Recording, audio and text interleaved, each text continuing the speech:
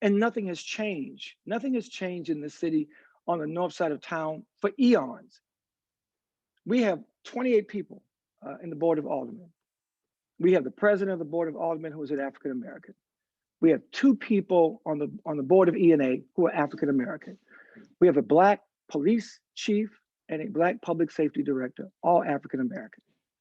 We have probably in our city, if we look at, and we just deal with municipal, I won't go outside of that, but I said that simply to say that we really, as Black elected officials, have the quantity.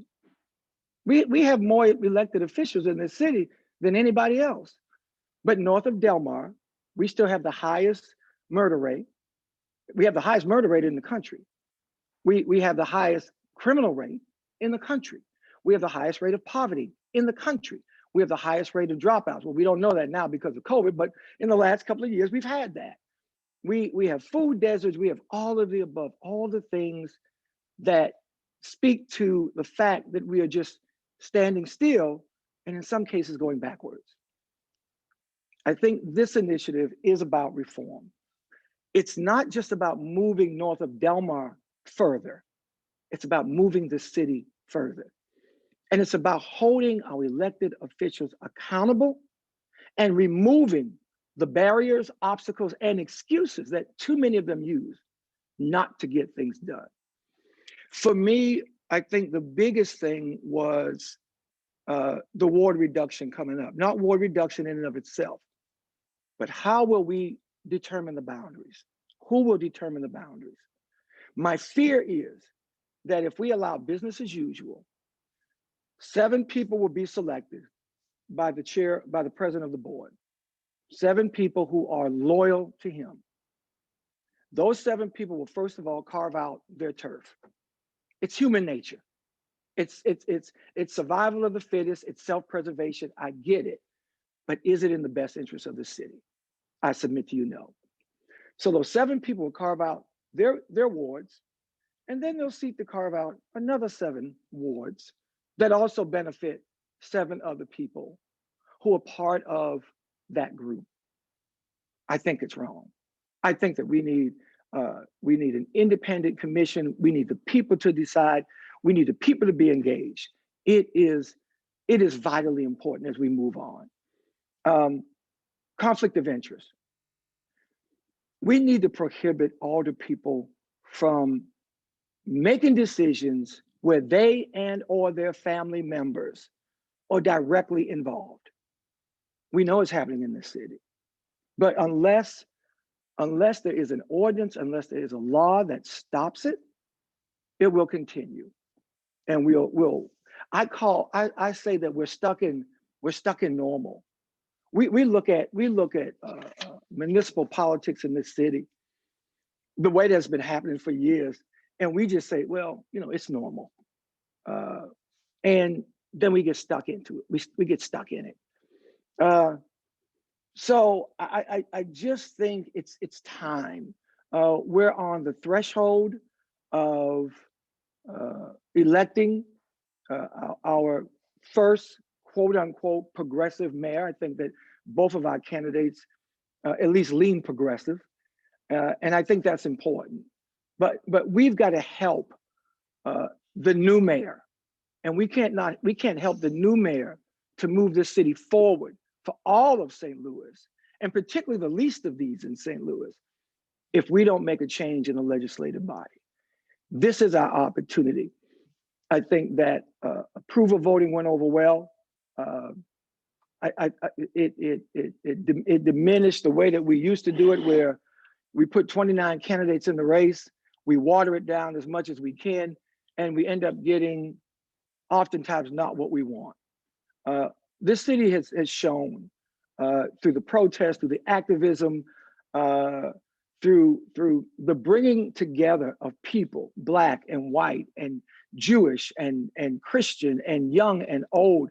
We've shown the country that Missouri is ready. But now we've got to move beyond the streets, protests, politics, policy. And that's why I support this initiative. And I've taken some heat from Black aldermen who say, you know, Reverend Gray, I thought you were my friend. And I say, I am your friend, but your friends are supposed to tell you the truth. And I believe it's more important that we, you know, I'm a pastor, 40 years.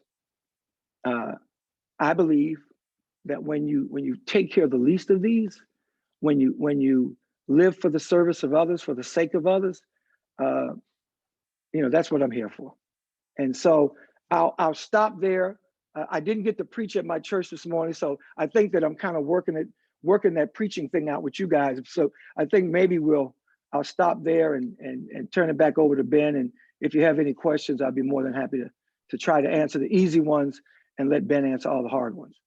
Perfect. Thanks, Reverend. Yeah, I'll run through the presentation a bit, but yeah, I could listen to you all day for sure. And I'll have to ask you to close later with the Israelites and the Promised Land example. There you go. There you go. Yeah. All right. Yeah. What a preacher. We should have you come preach at Kol Rinah sometime. It would be my absolute pleasure. I have spoken at various synagogues in Montreal. When I lived in Montreal for 20 years, the Council of Rabbis, I would visit with them. I've got a lot of really good friends in Montreal who are rabbis, and we do a lot of joint things together. So I'm looking forward to it. Well, it's not up to me. I can't promise, but I understand. I'll say as a congregant, I would enjoy that. I think we would benefit from it. All right. So we're here today to learn a bit about the Reform St. Louis Coalition and policy. You can see Reverend Gray is one of the many leaders and groups endorsing the effort. The League of Women Voters, Missouri Faith Voices, Rabbi Talvi from CRC, as Reverend Gray mentioned, the Black Caucus of the Missouri Democratic Party, Missouri Healthcare for All, which is a nonprofit that came out of CRC, Women's Voices Race for Social Justice. One group I think is really cool is on board is the St. Louis Association of Community Organizations, which is all the neighborhood associations around St. Louis. Because obviously, and as we'll learn about briefly, they've had their neighborhoods, all these neighborhoods cut up through gerrymandering. Right. This is a project of the League of Women Voters and Show Me Integrity, which is the organization that I co-founded. It's a cross-partisan organization for an ethical, effective government of, by, and for the people.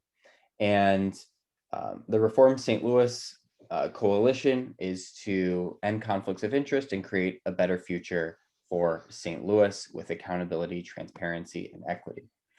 So the problem, you heard a little bit from Reverend Gray, but aldermen in St. Louis are allowed to engage in conflicts of interest where on legislation where they have a personal or financial conflict of interest. This is illegal in many other cities, but it is still legal in St. Louis. They have to disclose conflicts, but they are not required to recuse themselves. The aldermen are also allowed to draw their own wards. Over the last several years, many people have become familiar with gerrymandering, and we have it in St. Louis, political gerrymandering, where these neighborhoods are broken up. And also aldermen are allowed, and some have said they plan to, overturn voter enacted reforms to the voting system in St. Louis. This policy was a product of a community-led effort with volunteers and community organizers at the table helping create the policy, very different from the way that most campaigns and ballot initiatives are put together. And it was done in consultation with national organizations like the Brennan Center for Justice and the Campaign Legal Center, who helped provide national best practices. So these are the basic policies. One is creating an independent redistricting commission, again, based on national best practices, picked with a mix of random selection by retired judges, as well as diversity requirements to ensure a representative 9-member citizens commission. Then conflict of interest reforms, bringing those best practices to St. Louis, requiring alderpersons to recuse themselves on legislation where they have a personal or financial conflict of interest, requiring that those conflicts and those financial disclosure forms that they're already required to fill out be actually posted online for the public to see, and preventing aldermen from overturning the will of the people on election reforms, requiring them to send it back to a public vote. As you can see, this is polling at about 80% for the comprehensive set of reforms, and well over 70% of St. Louisans, white, black, and otherwise. So this is the ballot language that would appear on the November ballot. Reform St. Louis is currently gathering signatures to place it onto the November ballot.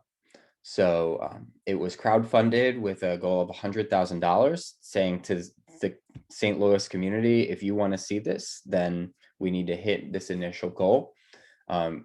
We began gathering signatures outside polls on March 2nd, and we'll be gathering more signatures outside polls on April 6th, hoping to have 200 poll workers. We had over 100 last time. And yeah, overall fundraising and gathering signatures to place this onto the November ballot. And there will be 2 to 3, probably 3 questions on that November special election ballot. So it won't just be this, there'll be another ballot initiative and then something that the Board of Aldermen is likely to put on there. So there are multiple ways to get involved. You can scan these codes with your phone. If you're interested in volunteering with us, which is what we need the most on the left side, you can open your camera app and scan this with your camera app, and it will take you to that form that you can fill out with your phone. So we're happy to take questions or comments. And if you want to get involved, email the Director of Campaigns, Taylor Jackson, who's amazing, taylor@showmeintegrity.org. And I'll leave this up for a couple more minutes so folks can scan on the left side. I don't know why there's a cute little dinosaur in the middle of that code, but there is. So you can enjoy that. Bless you, Randy. Okay. I know I went through that pretty quickly. I didn't get too much into the details on the redistricting policy, but I'm happy to do so if folks have questions. So what questions do you all have? Do you think people in general understand the magnitude of this problem and how long it's gone on? Great question. Reverend Gray, what do you think? Not on my side of town. As I said, I think that, and I hate to keep prefacing my comment by going back to, north of Del Mar versus south of Del Mar, but it's just real. Yes. And on the north side of town, the answer is no, people don't understand, which is one of the other problems. Our older people, and not all of them, you've got some good folk like Shameen Hubbard who really goes out of her way to educate her constituency. And a couple of others do, but for the most part, it's not done. There's no political education. Folk don't know and don't feel, they feel as though it's just too much going on already in their lives. If you think about it, last year, 300 murders in the Black community. That's 300 families out of 150,000 Black folk in this city. That's 300 families. So just about everybody has been affected by that. The strains and the struggles of just everyday life. And so without that proper education, people won't move. They're just not. And that's what we're trying to do now. It's so important. I've been involved in politics longer than Benjamin's been born, and probably longer than everybody on this call that's been born. I'm the oldest one out here, and voter education has always been the key. We did it through the church. Dr. King, we understood it was successful. So between our Black political elected officials and the church, we haven't engaged enough. We have not educated enough.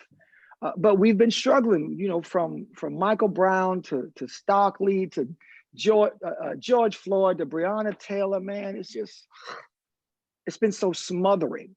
So now we see some light. We see some light through, through activists who are finally saying, okay, let's move from protests to education. Let's educate the masses. And I think it was successful with approval voting. And there's a way in right now. People want to know how can things get better? We've got more Black clergy engaged now around through our social justice commissions. So, and I'm a Baptist preacher, so I give long answers to short questions. I like So, that. I think we're really in a good place. We've got the White House, we've got the Senate, we've got Congress. Cori Bush has been phenomenal. So, we're in a good place. But now's the time because people can very easily slip back into normal, and that's my fear. And like I said, some of my friends, they're shaking their heads. They're like, but I just want to do what's right. This is my home too. St. Louis is my home too. And I want people to stop looking at St. Louis as some backwards country, late 1968 big town. Right. Who I had some friends say, Daryl, it seems as though St. Louis is a northern city that faces south. And it took me a minute to grasp that, but then I got it. Yeah. And I said, okay. So I just think that people are ready for the education. People are ready for change, not in big gulps, but I think people are ready to eat the elephant one bite at a time. And I will say, Randy, also, when I was gathering signatures outside the polls in the 5th ward, in Tamika Hubbard's ward, knowing the problems and knowing some of the wards, I would point to the language on the ballot, on the petition, and say, this will prevent alderpersons from breaking up.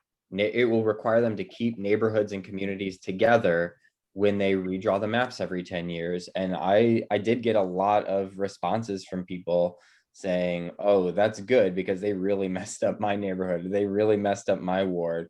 And I think is also particularly in that ward, although certainly not alone, people responded to the whole thing. I would ask voters once they decided to sign, I'd be like, which part of this, was meaningful to you? Which part of this made you want to sign?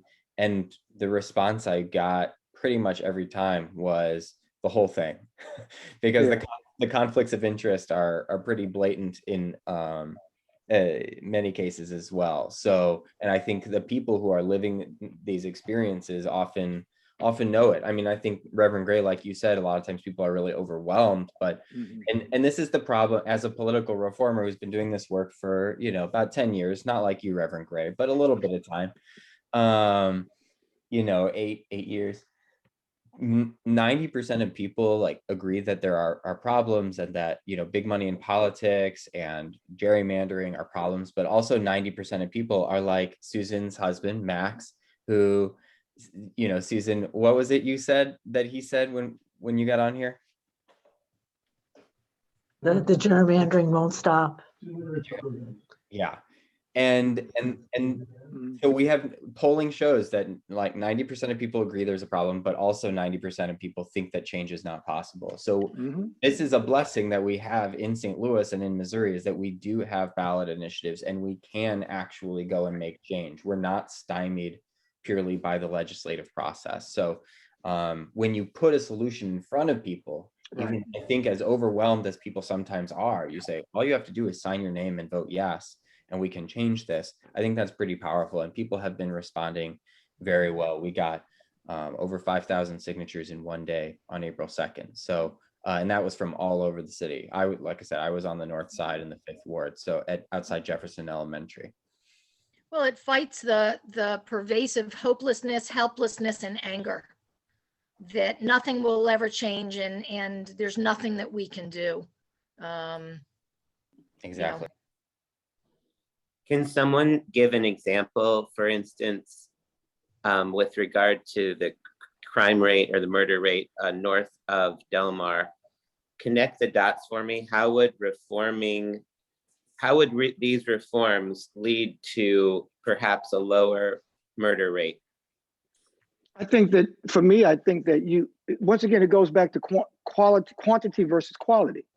I think that we are trying to get a more open-minded, elected official, an elected official that is going to focus on all of his or her ward and the issues involving that ward, rather than focus on the few people who continue to get them in office.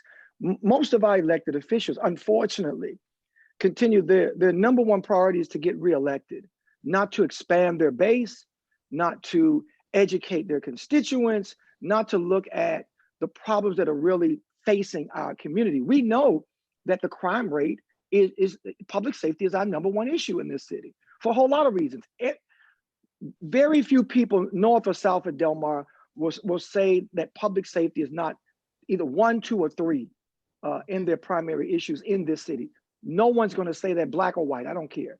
And I think that if we can convince the public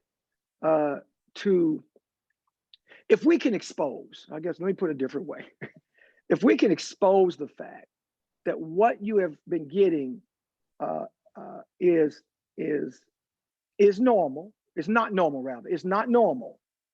It's not the way it has to be, that you can hold your elected official accountable, that you can do it, that your voice is a stronger voice than your elected official, that your elected official works for you. So if in the 18th ward, if I say to Jesse Todd in a meeting, Alderman Todd, I need you to work with the mayor, I need you to work with other elected officials, I need y'all to come up with a solution, a plan to address the murder rate and crime in this city.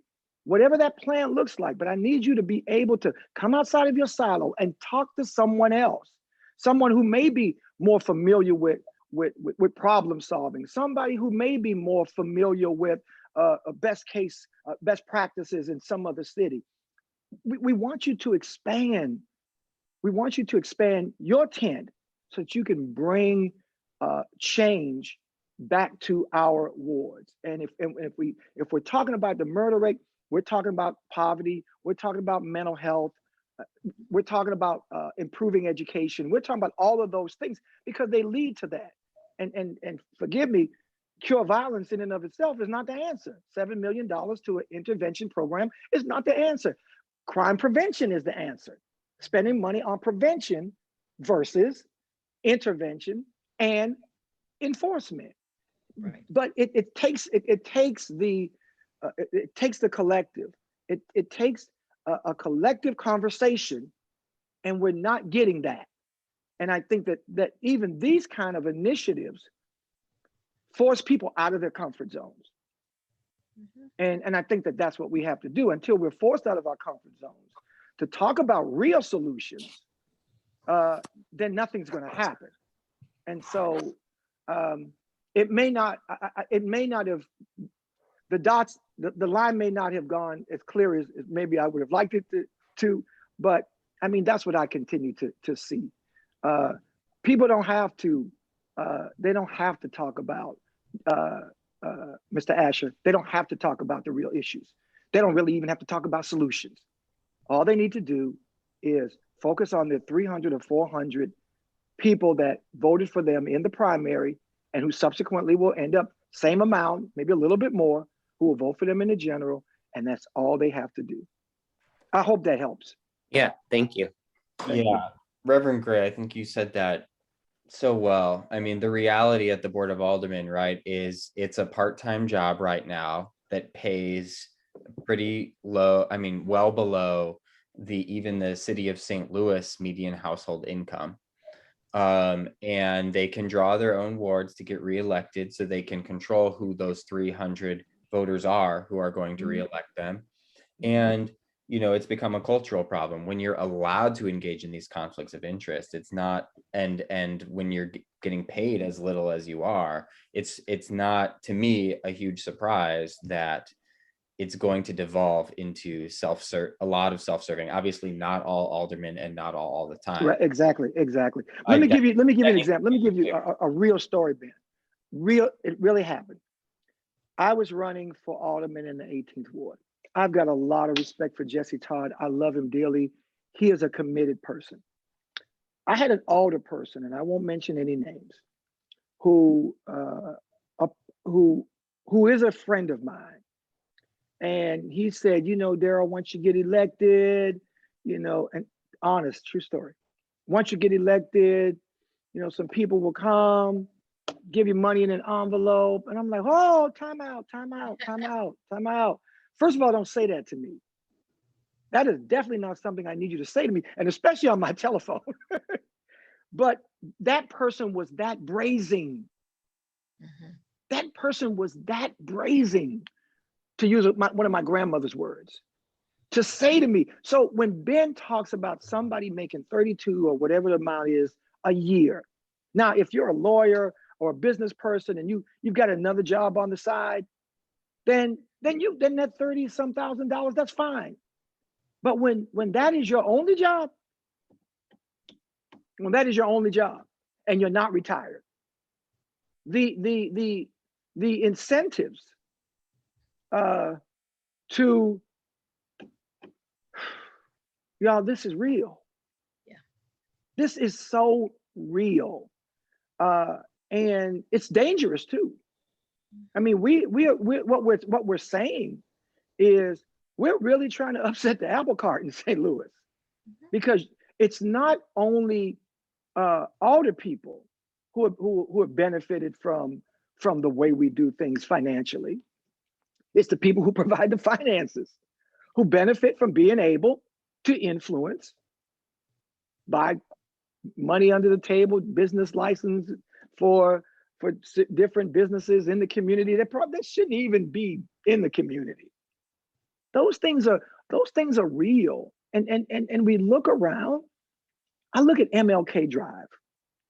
And you know, I worked for the Southern Christian Leadership Conference for 40 years. Dr. Abernathy recruited me.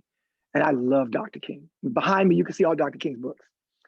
And I drive up and down MLK Drive. And I'm sad. I'm sad. From one end of MLK Drive to the other end of MLK Drive, it's a blighted area. It's awful. And it has his name on it. And the murder rate, the crime rate, the drug rate on MLK Drive, the prostitution, it's and the open air drug markets. I mean, come on. It's got to change. And somebody's got to say, okay, I'm going to step up. And yes, it's not going to be easy because people have been stuck in normal, and it's hard to get people out of normal, particularly when you have other things that you're struggling with. Mr. Asher, I wish I could pick up my 125-pound German Shepherd and put him in my lap. But that's where we are, y'all. I mean, like I said, we are at a critical point right now, and we can't miss opportunities. We can't. We don't have that luxury to miss opportunities. Not in St. Louis and not in Missouri. So I'm sorry, Ben. I'm sorry. I don't mean to. You're absolutely right. I mean, when you reward people with power and control to really do what they want to do, that's huge. 40 years ago, I was president of the LaSalle Park Neighborhood Association on the near South Side. And, you know, what was going on then was just as bad, I would say, as what's going on now in terms of power brokerage and deals and all kinds of underhanded manipulations that you know, the constituents were the ones that really suffered. When I ran for alderman, there were about 5-6 people in the race. I came in second. I was happy with that. I understood. But someone told me that was 18, 2 years ago, maybe 2 years ago, something like that. And 19. And like I said, Jesse Todd's a wonderful person. I've been working in the community as a committeeman forever. And I love him dearly. He's my neighbor, lives 2 doors down. But somebody said, Reverend Gray, the powers that be don't want you to win. You are definitely more qualified than anybody else in the race, hands down, but they don't know you. They don't know if you are going to go along if you get in City Hall. That's why you can't win. That's why they put all these other people in the race to take away from you. And Jesse won with 32% of the vote. 32%. I had 28, 29%. But they made it clear, the gatekeepers, the political gatekeepers made it clear. We don't know if you're going to go along. We don't, you know, you've been in these streets, you know, you get beat up by police and stuff. We don't, you know, if you're willing to put your life on the line, your body on the line for what you believe is right, for equality and justice, and you get in City Hall and the Board of Aldermen and you see the garbage that's going on in here, we don't know if you're going to be quiet. So you can't win. And so I understood it. I understood. I get it. But you know, once again, it's just the sad part of politics in this city that the powers that be are not going to allow, if they can, anyone to come in and upset the cash cow that is municipal government.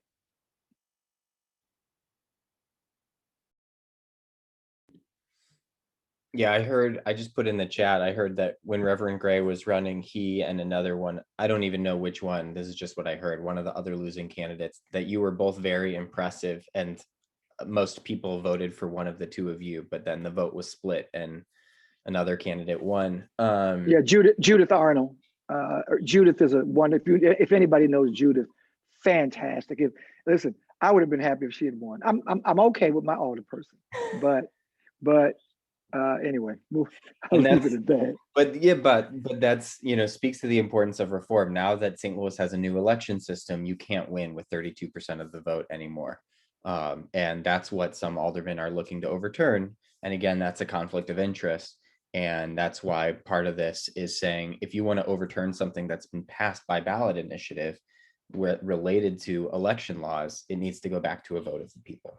And that's actually not targeted towards ward reduction. That actually requires a higher threshold to reverse 60%. So that's definitely not going to happen because that's in the charter. But this other one was just an ordinance. Anyway, side note. All right, before we close, are there any other questions? Again, the board is going to be voting on a motion about this on Thursday. So this is a good time for any questions, ideas, concerns, enthusiasm.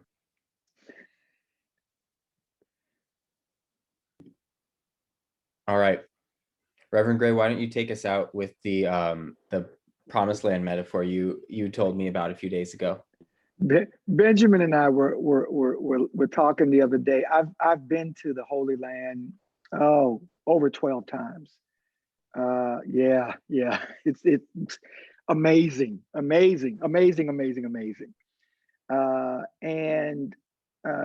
I had an opportunity to visit the mountainside where it is recorded that Moses looked over the Jordan into Canaan and watched the children of Israel go into the promised land without him.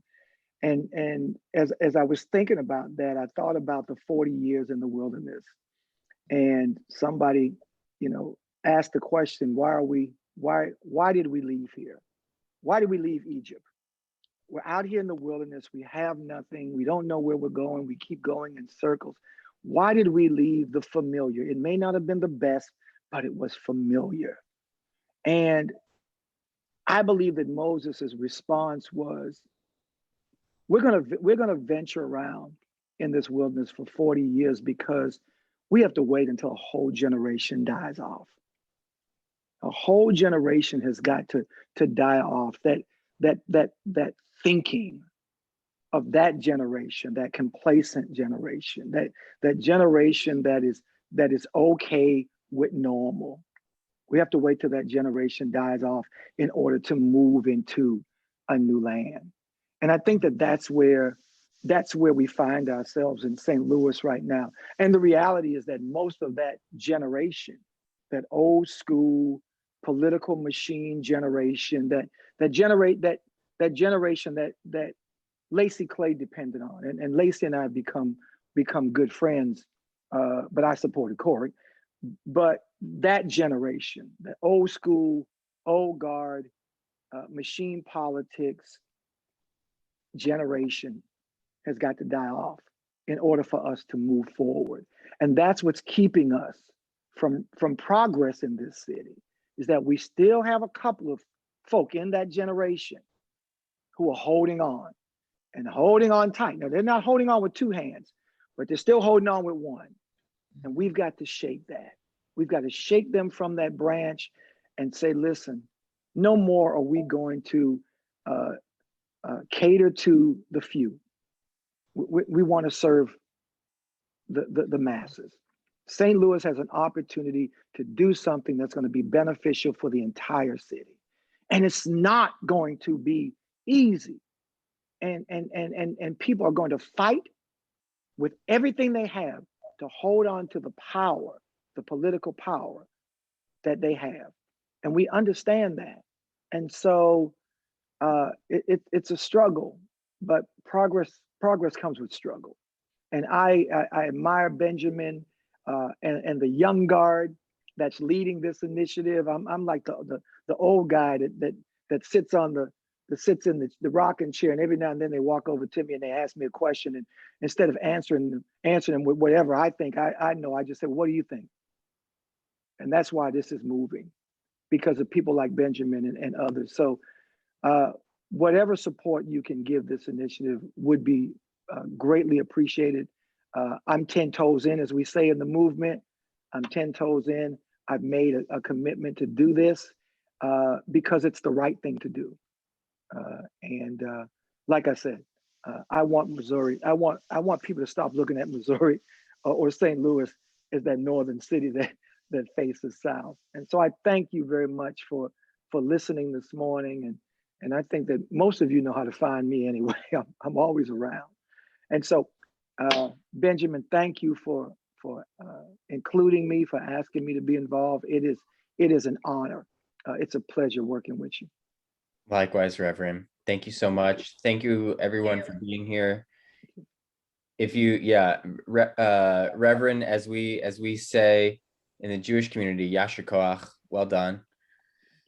Thank you so much. Thank you. It's my pleasure. I love y'all. Listen, before you leave, I spoke in Montreal years ago. Was a Israel celebration, independence or celebration, huge thing in Montreal. I mean, you're talking about thousands of people. And I was invited by Rabbi Lionel Moses to speak at that gathering. And I'm sitting there in the park in Montreal, thousands of people. The Israeli flag was flying all over the place. And I reminded the Jewish community there in Montreal of our shared history, not biblical history, but civil rights history. I reminded the Jewish community that had not been for the Jewish community, had not been for Jewish rabbis, and to be blunt, Jewish donations, Jewish lawyers, that the civil rights movement would not have moved as quickly as it did. And so I want to thank y'all, you, your synagogues, your rabbis, your parents, your grandparents. We have a shared history throughout. And I think sometimes we forget. We've allowed, I think, others to not have us divided, but have us disconnected. And I think this is an opportunity for us to reconnect. And so anything that I can do ever in any efforts that you have to move this city forward and work in helping people, please don't hesitate to call on me, because I remember that when we needed you, you showed up. So God bless you. God bless you, Reverend. Thank you. Thank you. Thank you. All right, again, this is a people-powered movement. That's what we have on our side is the people. So please be one of those people. Please help volunteer outside the polls on April 6th if you're able. The link is in the chat. I will put it there a third time, and I'll put this up if you'd rather do it on your phone. You can scan the code. It is very safe. We'll be outdoors. We'll have masks. Everyone will have masks and hand sanitizer provided to them if they don't already have it. And it's a really rewarding opportunity because everyone you're talking to is an engaged voter who's showing up to vote in a low turnout city election. And so people are really excited to be part of that change. And you can typically get, 20 to 30 signatures an hour. It's pretty incredible. It's one of the probably the most effective way to be involved in democracy is gathering signatures for a ballot initiative outside the polls. One of the most powerful things you can ever do, in my opinion, in your life, in our democracy. So please join us. If you have any questions, definitely feel free to let me know.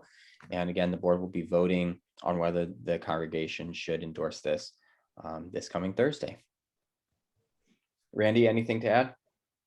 No, I appreciate it. And I just like the Reverend to know that we're small, but we're very mighty. And the people that showed up are influencers and leaders of our synagogue, the president of the sisterhood, the board chair, communications chair of Tzedek. I mean, the people that are here have the ability to take this message to many, many more.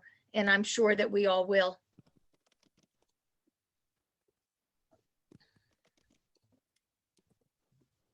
All right. Thank you, Randy. And thank you again, Reverend. I'm going to stop recording. This will be